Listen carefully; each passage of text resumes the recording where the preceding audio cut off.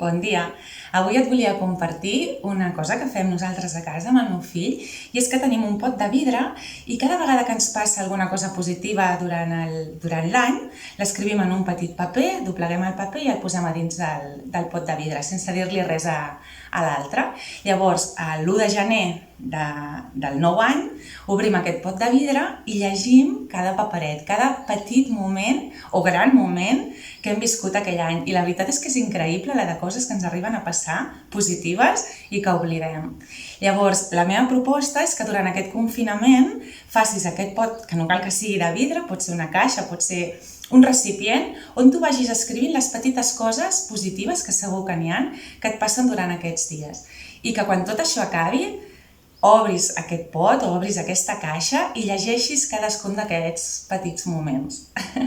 És una proposta. Fins demà.